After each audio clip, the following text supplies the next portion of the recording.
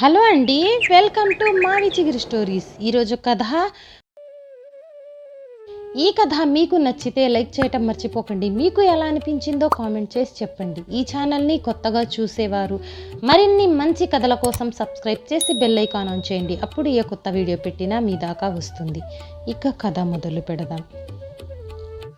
అనగనగా ఒక ఊరు. ఆ ఊళ్ళో తల్లి కొడుకులు ఉన్నారు. తండ్రి చనిపోయి 4 సంవత్సరాలయ్యింది. మంచి గౌరవంగా పెరిగిన కారణం చేత కొంచెం దూరపు ఊరైన స్థితిమంతుల బిడ్డనే కొడుక్కి వివాహం చేసింది. అతని పేరు పరాంకుశం. అయినా అతని స్నేహితులందరూ తాతయ్య తాతయ్య అని పిలుస్తారు. ఇక మన తాతయ్య చిన్నవాడు కాబట్టి స్నేహితులతోనే తిరగటం, వారితోనే భోజనం చేయటం, వారితోనే కలిసి నిద్రపోవటం ఇలా చేస్తూ ఉండేవాడు. సంవత్సరమైంది పెళ్ళయ్యి. మామగారు అల్లుణ్ణి పండక్కు తీసుకువెళ్దామని వచ్చారు. కానీ స్నేహితులను వదిలి వెళ్ళటం మన తాతయ్యకి ఇష్టం లేదు. ఇక మామగారి బలవంతం చేత వెళ్ళక తప్పింది కాదు. తనతో స్నేహితులు కూడా వస్తే గాని రానన్నాడు. అందుకని వారిని కూడా మామగారు తీసుకుని బయలుదేరారు.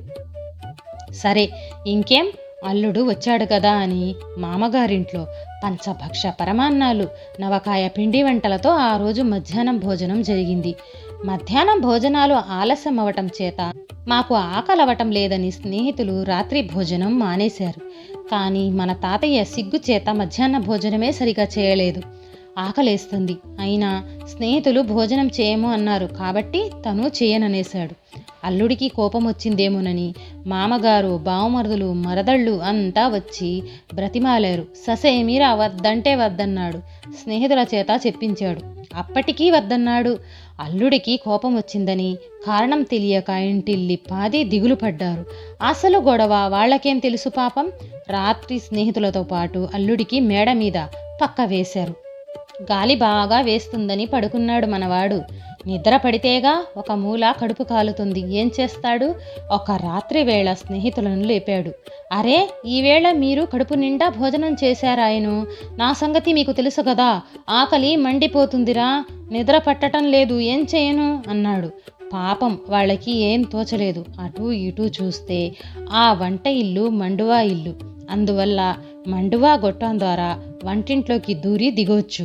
కానీ రావటం చివరికి ఆలోచించి మనవాడి స్నేహితులు వాళ్ళ కండువాలన్నీ ఒకదానికొకటి ముడివేసి తాతయ్య నడుముకి కట్టారు. ఒరేయ్, నిన్ను ఈ విధంగా మండువా గొట్టం ద్వారా వంటింట్లోకి దింపుతాం. బాగా నీకు కావలసినవన్నీ వడ్డించుకొని తిను.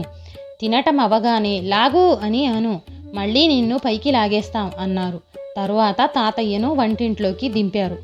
ఆకలి బాగా వేస్తుందేమో. తనకు కావలసినవన్నీ వడ్డించుకొని తిని 1 గంట సేపటికి ఎలాగైతేనేం లాగు అని పిలిచాడు తాతయ్య. లాగేదెవరు? ఎంతసేపటికి తాతయ్య పిలవకపోయేసరికి అతని స్నేహితులు నిద్ర మత్తున గుడ్డలు వదిలేసి అంతా గుర్రు పెట్టి నిద్రపోయారు. ఎవ్వరికి వినిపించలేదా కేక. అక్కడ నుంచి లంకించుకున్నాడు. మనవాడు ఎప్పటికైనా వినిపించకపోతుందా అని లాగు లాగు లాగు అని కేక వేయసాగాడు. కొంతసేపటికి అత్తగారు క్రింద పడుకొని ఉండటం వల్ల ఆమెకు ముందు వినిపించింది. లేచింది. ఏమిట్రా, నేను వంటిళ్ళు తాళం వేశానే, అక్కడి నుంచి లాగు లాగు అని అంటోందేమిటి అని కంగారు పడి భర్తను లేపి, ఏమండోయ్, మన వంటిళ్ళు రాత్రి తాళం వేశాను, కానీ అందులో నుంచి ఇప్పుడు ఏదో లాగు లాగు అని అంటుంది. నాకు చాలా భయం వేస్తుంది. ఏదో దయ్యంలాగా ఉంది అని బిక్క ముఖం వేసింది. ఇంకేం, ఇంట ఆయన భూత వైద్యుడి కోసం పరిగెత్తాడు. పక్క సందులోనే ఆ ఇల్లు. కంగారు పడుతూ వచ్చిన సుబ్బయ్య గారిని చూసిన, ఏమిటండి ఇంత రాత్రి వేళ ఇలా హడావిడిగా వచ్చారేం అన్నాడు భూత వైద్యుడు. ఇంకేముందండి, మా వంటింట్లో లాగు దయ్యం దూరింది, మాకు భయం వేస్తుంది, పిల్లలు గలవాణ్ణి రక్షించాలి అన్నాడు మన తాతయ్య మామగారు. 1 నిమిషంలో చావబాది పారతోలుతానని మీసాలు దువ్వి బయలుదేరాడు. కావలసిన సామాగ్రి అంతా పట్టుకుని భూతవైద్యుడు. ఇంటిల్లి పాది లేచి కంగారు పడుతున్నారు. ఏం జరుగుతుందో అని. వంటింటి గుమ్మం దగ్గర ఏవో ముగ్గులు వేసి నిమ్మకాయలు కొరుకుతూ హాం హీం అంటూ భలే ఆర్భాటంగా మంత్రాలు చదివేస్తున్నాడా దయ్యాల పేరయ్య. కొంతసేపటికి అన్నాడు కదా, నేను తలుపు తీసి లోపలికెళ్ళి ఆ దయ్యాన్ని బయటకు తోలుతాను. అది తెల్ల తెల్లగా ఉంటుంది. మీరందరూ పేము బెత్తాలతో దాన్ని బాగా చావబాదండి. అది మళ్ళా మీ ఇంటి జోలికి రాదు. కానీ ఒక విషయం, అది చాలా దొంగ ఎత్తులు వేస్తుంది. అది నేను కాదు అంటుంది. అన్నప్పటికీ నేను లేదు, నువ్వు లేదు అంటూ బాదండి, లేకపోతే అందరి మీద విరుచుకుపడుతుంది. ఆ తర్వాత ఏమనుకున్నా లాభం లేదు అని చెప్పి తలుపు తీసి లోపలికెళ్ళాడు. అంతా బెత్తాలతో సిద్ధంగా ఉన్నారు. ఈ మాటలన్నీ లోపల నుంచి వింటున్న తాతయ్య 2 పెరుగు కడవలు, 2 పాలకుండలు చేత పుచ్చుకుని జాగ్రత్త పడ్డాడు. పేరయ్య గారు లోపలికి పోవటంతోనే ఆ కుండలు ఆయన నెత్తి మీద పగలేశాడు. చచ్చాన్రా బాబో అంటూ బయటకు దూకేశాడు దయ్యాల పేరయ్య. కానీ పాలు పెరుగు ఒంటి నిండా పడడం వల్ల తెల్లగా కనిపించాడు. ఇకనేం బాదటం మొదలెట్టారు బెత్తాలతో బయటనున్న వాళ్ళు. చీకట్లో బాగా కనిపించటం లేదు. బాబో నేను కాదు, నేను వైద్యుడిని, పేరయ్యనే అని అరిచినా మరీ లాభం లేకపోయింది. ఒళ్ళు పగిలేటట్టు కొడుతున్నారు వాళ్ళు. ఇక ఇది పని కాదని పరిగెత్తుకుపోయాడు. దయ్యం పీడ వదిలిందనే సంతోషంతో వైద్యునే మాటే మరిచి అందరూ హాయిగా పడుకున్నారు. తాతయ్య కూడా ఈ హడావిడిలో మేడ మీదకు పోయి పక్క మీద గప్చిప్గా పడుకున్నాడు.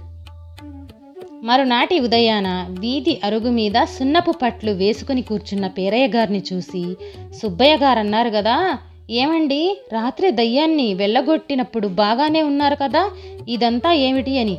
ఆ దయ్యం నాకు బాగా శాస్త్రి చేసిందండి. రాత్రి దయ్యానికి బదులు మీరంతా నన్ను చావగొట్టారు అని జరిగిన కథంతా చెప్పాడు దయ్యాల పేరయ్య. సుబ్బయ్య గారు చాలా విచారించి ఇంటికొచ్చారు. తాతయ్య ఏమీ ఎరగనట్టు, ఏమండి మామగారు, రాత్రి మన ఇంట్లో ఏదో గొడవైందంటగా అన్నాడు. చాలే నాయన, దాన్ని పారదోరటానికి వచ్చిన ఆ దయ్యాల పేరయ్య గారిని ఒళ్ళు చితకగొట్టించింది. నయం, నువ్వు అదృష్టవంతుడివి అన్నది అత్తగారు. 3వ నాడు స్నేహితులంతా నవ్వుకుంటూ వాళ్ళ ఊరొచ్చారు. అప్పటినుంచి తాతయ్యను లాగు దయ్యం అంటే చాలే అనేవాడు పరాకుసం.